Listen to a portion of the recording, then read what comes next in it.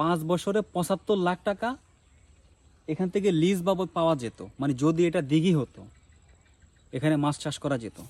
কিন্তু যেহেতু বছরে 3 ভাগের 1 ভাগ সময় পানি থাকে, মানে 4 মাস 5 মাস বা বড় জোর সর্বোচ্চ 6 মাস পানি থাকে, সেক্ষেত্রে 75 লাখ টাকার স্থানে যেহেতু অর্ধেক বা 3 ভাগের 1 ভাগ হয়, তবুও 25 লাখ টাকা, অলমোস্ট 25 লাখ টাকার মতো এটা লিজ বাবদ আসে। এখন এখান থেকে যেহেতু কোনো আউটপুট আসতেছে না, এটা খালি পড়ে আছে, কিন্তু এই মাঠটাকে ব্যবহার করলেই 5 বছরে 75 লাখ টাকা কিন্তু কামানো যায়। জাস্ট এখানে কাউকে লিজ বাবদ কোনো টাকা দিতে হচ্ছে না। এখানে যদি মাছ চাষ করা হয় তাহলে এখান থেকে অনেক টাকা ইনকাম সম্ভব। এখন মাছ চাষ করতে গেলে অনেকে বলবে যে এখানে মাছ ছাড়লে মাছ খেয়ে ফেলবে মানুষ। এখানে ছাড়ার সিস্টেম আছে।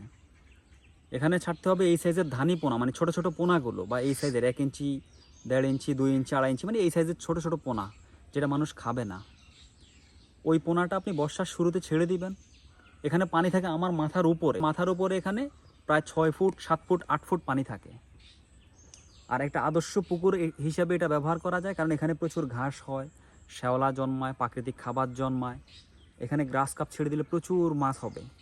কিন্তু আপনি যখন এখানে কাজ শুরু করবেন, বিশাল একটা এরিয়া নিয়ে মাছ চাষ করবেন, লাখ লাখ টাকা ইনকামের একটা সম্ভাবনা হবে। তখন অনেকেই এটাতে হয়তো বা কিছুটা ঈর্ষান্বিত বোধ করতে পারে। এমনও হতে পারে তখন জমির মালিক বলে উঠবে, আমি আমার জমিতে ইলিশ মাছ চাষ করব, আপনি এখানে মাছ চাষ করতে পারবেন না। তাহলে এটা সমাধানও আছে। এটার সমাধানটা হচ্ছে, যখনই মাছ চাষ শুরু হবে বা শুরু করবেন আপনি, তার পূর্বে যত জমির মালিক রয়েছে তাদের সাথে একটা চুক্তি করতে হবে। চুক্তিটা কীরকম? যে আপনি এই জমি পরিষ্কার করে দিবেন, পরিষ্কারের বিনিময়ে আপনি মাছ চাষ করবেন। মাছ চাষ করলে জমির মালিকের লাভও আছে। এখানে মাছকে খাবার দেওয়া হবে, বা মাছ যে পায়খানা করবে সেটা সার হিসেবে ব্যবহার হবে, এবং জমির উর্বরতা বাড়বে।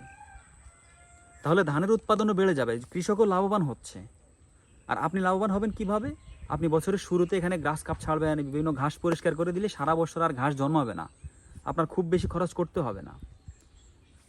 সৌদি আরব যায়, বিভিন্ন দেশে যায়, বিদেশে যায়, মানুষ দেশে কাজ পাচ্ছে না, ব্যবসা করতে গিয়ে লস হচ্ছে, ইনকাম করার কোনো ওয়ে পাচ্ছে না, হতাশ হয়ে যাচ্ছে।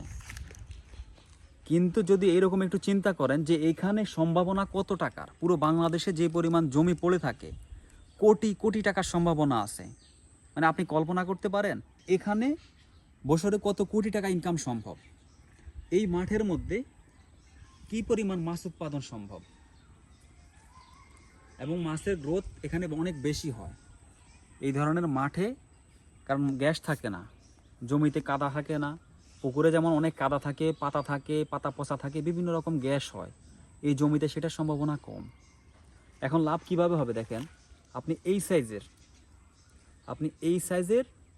বা এই সাইজের যদি আপনি মাছ ছাড়েন, মানে 1 টাকা বা 2 টাকা পিস, এখানে অনায়াসে 1 লাখ থেকে 1.5 লাখ, একদম 1.5-2 লাখ মাছের পোনা অনায়াসে ছেড়ে দেওয়া যাবে এই মাঠের মধ্যে।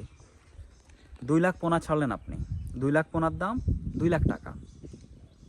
এই 2 লাখ পোনা থেকে 50,000 পোনা মরে যাবে, সাপে খাবে, মানুষে খাবে, পাখিয়ে খাবে, এই হবে ওই হবে, শেষ নাই। আরও 1.5 লাখ পোনা টিকবে। ওই 1.5 লাখ পোনা আপনি 4 মাস আগে বা 5 মাস আগে আপনি ছাড়লেন 1 টাকা করে। সেটা যখন বর্ষা শেষ হবে তখন এই পোনাটাই এই সাইজ হয়ে যাবে। মানে এইরকম 1 টাকার পোনাগুলো 10 টাকা 12 টাকা করে 15 টাকা করে বিক্রি হওয়ার সম্ভাবনা আছে। খাবার খরচও খুব বেশি মাঠে দিতে হয় না, প্রাকৃতিক পরিবেশে প্রাকৃতিক খাবার খেয়ে ওরা খুব দ্রুত বাড়তে পারে। কিন্তু মাছ যেহেতু বেশি, সেজন্য এখানে কিছু খাবার দিতে হবে। তখন আপনার ওই যে 1 লাখ 1.5 লাখ পোনা, আপনি 1.5 লাখ পোনা বিক্রি করলেন কত? যদি 15 টাকা করে বিক্রি হয় তাহলে 15 লাখ, আরও 7 লাখ 7.5 লাখ, মানে 15 আর সাথে 22 লাখ। আপনি এখান থেকে 22 লাখ টাকা এক সিজনে আসবে, এক সিজন। এখন এই 22 লাখের খরচ আপনার কত? মাছের পোনা 1.5 লাখ, নেট বাবদ আরও 2 লাখ 3 লাখ। এবং নেট কিন্তু আপনি একবার ব্যবহার করবেন, আপনি 5 বছর 10 বছর 20 বছর মেয়াদি চুক্তি করবেন জমির মালিকদের সাথে, তাহলে আপনি 10 বছর 5-7 10 বছর 15 বছর ব্যবহার করতে পারবেন। এখান থেকে আপনার খাবার বাদ যাবে, খাবার 2-3 লাখ টাকার খাবার দিবেন, খাবার খুব বেশি দেওয়া লাগবে না, প্রাকৃতিক পরিবেশে বাড়বে। তাহলে আপনি বিসিএস ক্যাডার হয়ে মাসে বেতন পায় কত? 60-70-80 হাজার। যারা স্টার্টিং শুরু হয় 60-70-80 হাজার টাকা করে এক বছরে পায় কত 7 লাখ 8 লাখ টাকা।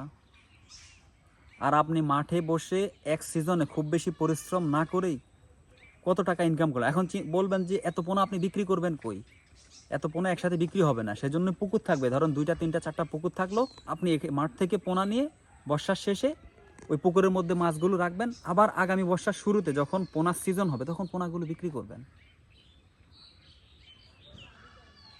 ইচ্ছা থাকলে, চিন্তা থাকলে কোনো কিছুই অসম্ভব না, অনেক পথ তৈরি হবে।